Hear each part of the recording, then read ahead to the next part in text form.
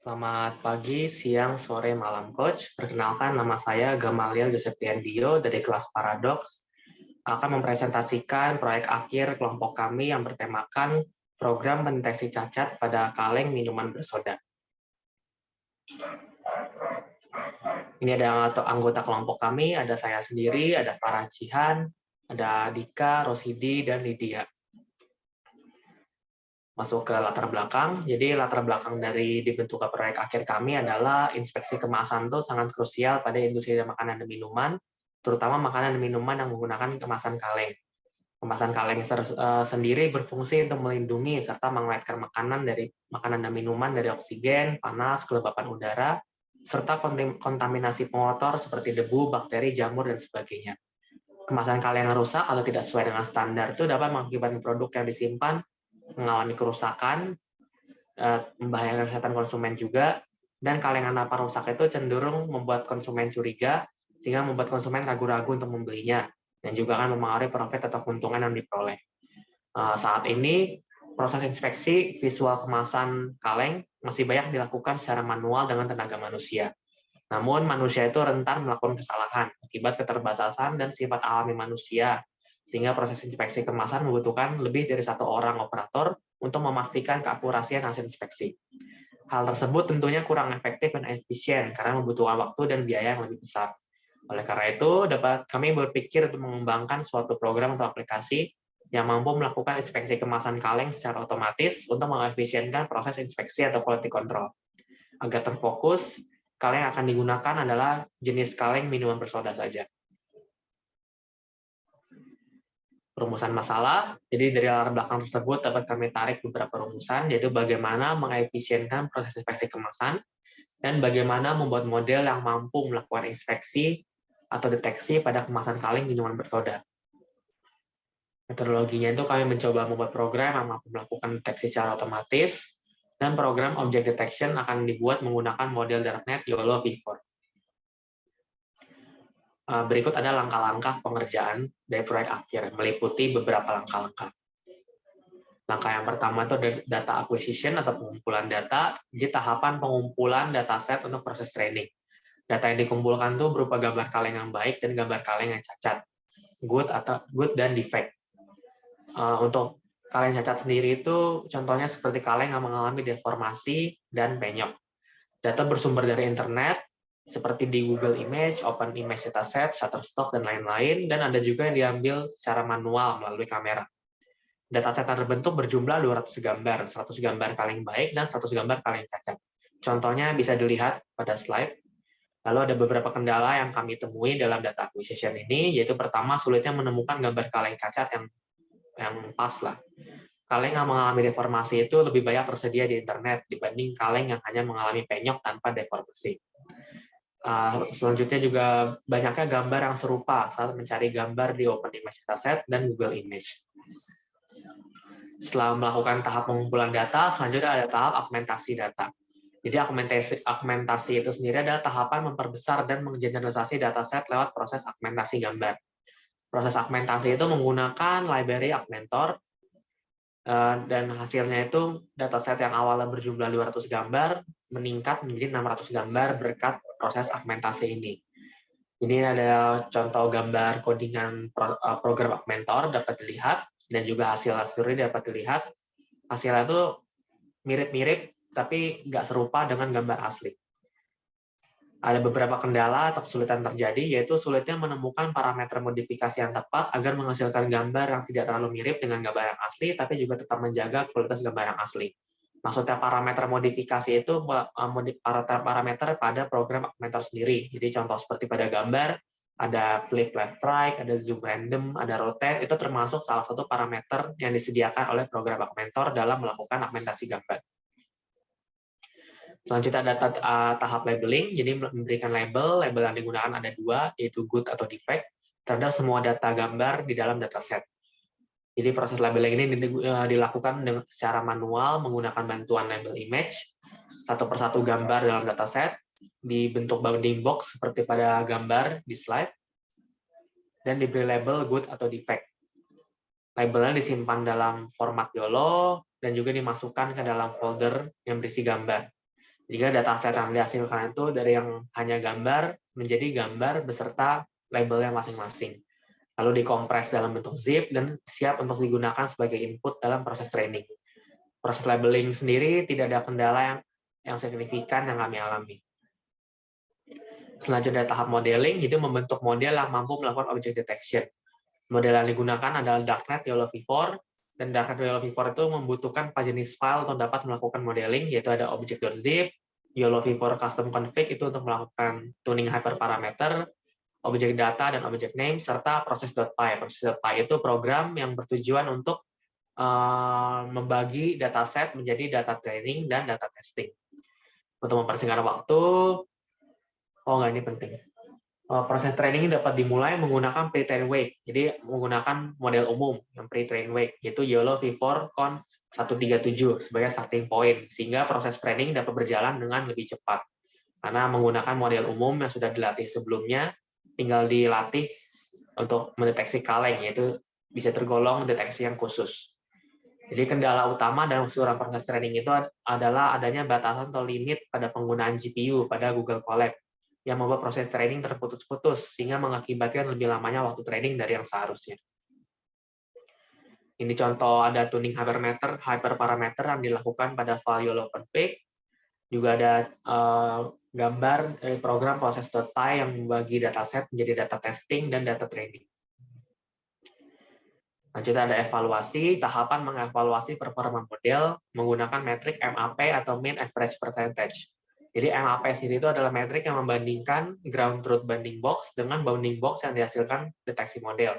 Jadi semakin tinggi MAP, maka semakin akurat bounding box yang dihasilkan model terhadap bounding box yang sesungguhnya atau ground truth. Untuk percobaan pertama ini, model yang dihasilkan menunjukkan nilai MAP yang sangat tinggi, bahkan 100%. Akan tetapi, dalam proses pengujian, model kurang akurat dalam mendeteksi dan memprediksi kaleng, seperti yang ditunjukkan pada gambar di bawah. Ada beberapa banyak kaleng, yang terdeteksi hanya beberapa. Itu setelah kami diskusikan, maka kami menarik kesimpulan bahwa model kemungkinan mengalami overfitting, yaitu di mana model dapat memprediksi gambar dari dataset dengan baik, tapi ketika diuji dengan menggunakan data yang tidak berasal dari dataset itu, model tidak mampu melakukan prediksi dengan akurat. Maka dari itu, ada proses trial and error, yaitu tahapan mengulang kembali keseluruhan proses dari awal dengan melakukan modifikasi pada dataset guna menghasilkan model yang lebih akurat. Untuk trial and error sendiri, kami melakukannya sebanyak 2 kali. Ada pengulangan pertama, dilakukan dengan mengubah dataset dari yang awal berwarna menjadi dataset grayscale. Hal ini didasari dari bimbingan yang dilakukan dengan Coach dari Orbit, di mana faktor warna pada data training dapat membuat prediksi model kurang akurat, karena pendeteksian cacat pada kaleng itu lebih mengutamakan pendeteksian tekstur pada kaleng ketimbang warna kaleng. Perubahan gambar berwarna menjadi grayscale itu juga menggunakan bantuan augmentor yang tadi, dan dilanjutkan persis seperti langkah-langkah sebelumnya. Itu ada contoh grayscale, dari yang semula berwarna menjadi grayscale berkat bantuan augmentor. Setelah dilakukan modeling kembali, terbentuklah model dari dataset grayscale. Dapat dilihat bahwa model mengalami peningkatan performa seperti pada gambar yang di atas. Jadi sebelah kiri itu adalah model yang sebelumnya yang berwarna, dan sebelah kanan itu adalah model yang grayscale. Dapat dilihat bahwa prediksi yang grayscale itu lebih akurat, mendeteksi cacat 0,86%, sedangkan model lama itu mendeteksi good 0,81%, dan kita tahu bahwa yang benar itu tentunya yang defect. Jadi dapat disimpulkan bahwa yang dataset grayscale itu memberikan model yang performanya lebih baik. Namun setelah pengujian lebih lanjut, kedua model tersebut kurang dapat memberikan prediksi yang baik pada kaleng yang hanya mengalami cacat minor, seperti pada gambar. Itu cacat kaleng tersebut hanya mengalami cacat itu seperti penyok yang hanya sedikit saja tanpa deformasi, dan model itu menganggapnya sebagai good. Nah, sesuai dengan kendala pada tahap data acquisition, ini bisa terjadi karena oleh kurangnya gambar kaleng yang hanya mengalami cacat minor pada dataset. Karena pada data acquisition tadi, yang hanya mengalami cacat minor itu sangat sulit didapatkan dibanding yang mengalami deformasi berat. Oleh karena itu, dilakukan pengulangan kedua dengan melakukan penambahan data pada dataset grayscale. Dataset yang semula berjumlah 600 menjadi 800 gambar, dengan mengedepankan gambar kaleng yang hanya mengalami cacat minor, contohnya seperti pada gambar di slide berikut. Kemudian dilakukan pengujian kembali, model hasil itu mampu melakukan prediksi dengan baik, tapi tetap kurang akurat dalam memprediksi kaleng yang hanya mengalami cacat minor, seperti pada gambar juga tuh yang ada Goku, gambar yang bawah, tetap kurang mampu memprediksi cacat yang sangat minor. Jadi dapat disimpulkan bahwa perlunya penambahan data kembali pada dataset, cuman karena tidak memungkinkan karena akibat keterbatasan waktu, maka trial and error dicukupkan sampai 2 kali pengulangan dan dipilih model terbaik, yaitu model pada pengulangan kedua, model grayscale dengan penambahan data. Lalu untuk time development sendiri itu ada tahapan merancang UI dan membuat aplikasi. Namun karena beberapa kendala yang kelompok kami alami, proses development itu hanya sampai pada tahap perancangan UI.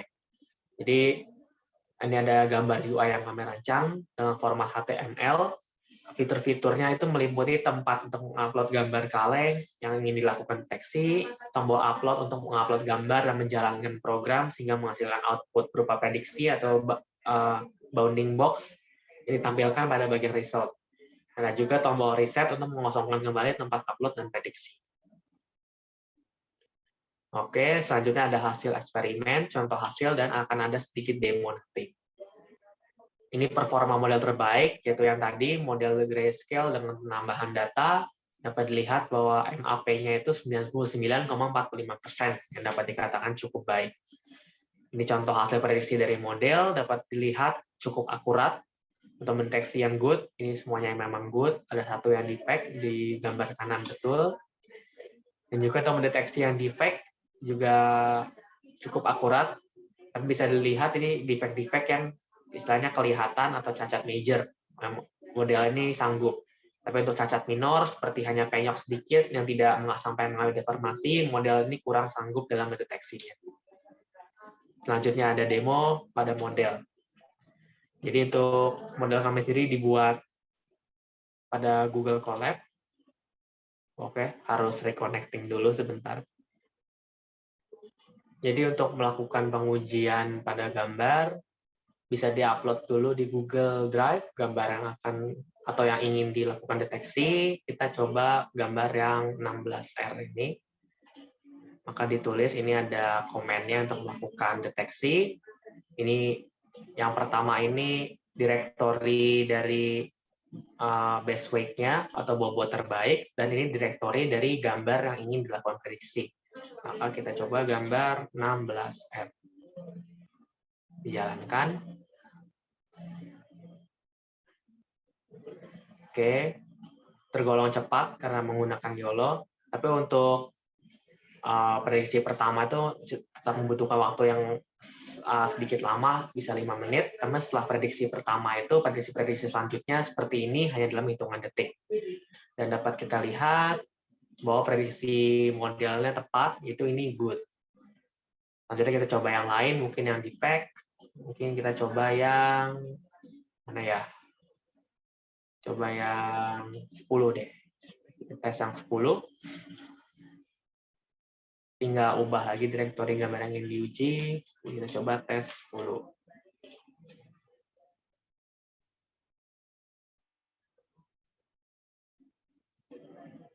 Oke, dapat lihat.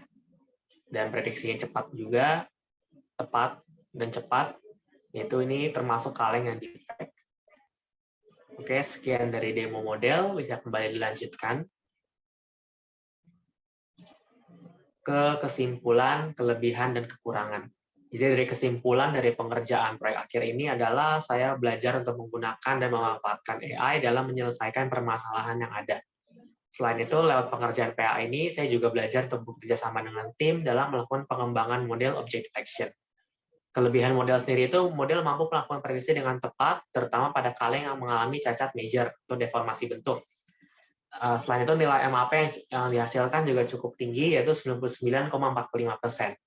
Kekurangan model itu, seperti yang sudah disebutkan sebelumnya, model itu kurang akurat dalam prediksi kaleng yang hanya mengalami cacat minor, seperti penyok tanpa mengalami deformasi. Sama satu lagi, belum mencapai tahap development secara sempurna.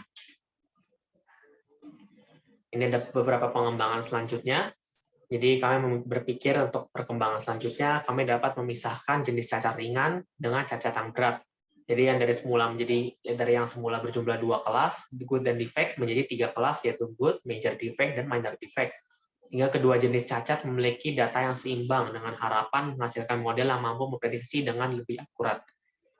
Selanjutnya kami juga berpikir untuk menambah jenis kaleng yang dapat dideteksi, tidak hanya pada kaleng minuman soda saja, tapi juga pada berbagai jenis kaleng yang lain seperti kaleng susu, makanan kaleng, dan sebagainya. Selanjutnya, kami juga berharap untuk pengembangan selanjutnya, program dapat melakukan deteksi secara live menggunakan kamera atau webcam, agar dapat benar-benar melakukan tugas inspeksi kemasan seperti layaknya manusia, dengan lebih cepat dan akurat. Untuk ada bagian terakhir, ini tuh bagian saya dalam pengerjaan proyek akhir ini secara lebih merinci. Yang pertama itu adalah melakukan semua tahap data acquisition, data augmentation, dan data labeling, termasuk pada setiap pengulangan trial and error. Lalu mencari tambahan data untuk pengulangan kedua, dan terakhir saya juga membantu untuk melakukan modeling untuk yang pengulangan kedua. Itu dataset grayscale dengan tambahan data, karena yang bertanggung jawab terhadap proses modeling mengalami kendala, sehingga saya pun juga dapat membantu untuk melakukan modeling. Oke, sekian dari presentasi saya. Terima kasih atas waktu dan perhatiannya. Mohon maaf jika ada kesalahan kata dan kekurangan-kekurangan saya. Nah, atas waktu dan perhatiannya, saya ucapkan terima kasih. Sampai jumpa.